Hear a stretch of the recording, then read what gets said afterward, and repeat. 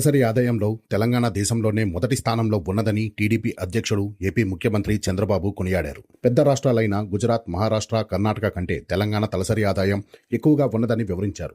TDP హయాంలో జరిగిన అభివృద్ధిని బీఆర్ఎస్, కాంగ్రెస్ పార్టీలు కొనసాగించాయని, అందుకు ఆ పార్టీలను అభినందిస్తున్నానని చెప్పారు. ఏపీ ముఖ్యమంత్రిగా బాధ్యతలు స్వీకరించిన తరువాత ఆదివారం ఆయన తొలిసారి హైదరాబాద్లోని ఎన్టీఆర్ ట్రస్ట్ భవన్కు వచ్చారు. ఈ సందర్భంగా నాయకులు, కార్యకర్తలు చంద్రబాబుకు ఘన స్వాగతం పలికారు.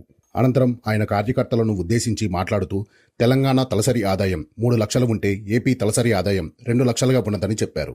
తలసరి ఆదాయం రాష్ట్ర విభజన సమయంలో ఏపీకి, తెలంగాణకు మధ్య 35% వ్యత్యాసం ఉండేదని ఇప్పుడు 44% పెరిగిందని వివరించారు. తన హయాంలోనే ఔటర్ రింగ్ రోడ్డు, ఎయిర్పోర్ట్లను ప్రతిపాదన చేసి ప్రారంభించామని తెలిపారు. నేడు నాలెడ్జ్ ఎకానమీకి హైదరాబాద్ చిరునామాగా మారిందని పేర్కొన్నారు. తన తర్వాత అధికారంలోకి వచ్చిన కాంగ్రెస్, బీఆర్ఎస్ అభివృద్ధిని కొనసాగించాయని చెప్పారు. 2 రాష్ట్రాల మధ్య ఉన్న సమస్యలు పరిష్కరించుకుందామని తానే రేవంత్ రెడ్డికి లేఖ రాశానని చెప్పారు. తెలుగు రాష్ట్రాల ప్రజలు కలిసి ముందుకెళ్లాలని ఆకాంక్షించారు. 2 రాష్ట్రాలు గొడవలు పెట్టుకుంటే నీళ్లు రావని, సమస్యలు పరిష్కారం కావని, అభివృద్ధి జరగదని హెచ్చరించారు. తెలుగు రాష్ట్రాలు తనకు 2 కళ్లు అని వ్యాఖ్యానించారు. దేశానికి దిశ చూపిన మాజీ ప్రధాని పివి నరసింహారావుని గుర్తు చేసుకున్న చంద్రబాబు, ఆర్థిక సంస్కరణల అమలు, సంపద సృష్టి ఆయన కాలంలోనే ప్రారంభమైందని చెప్పారు.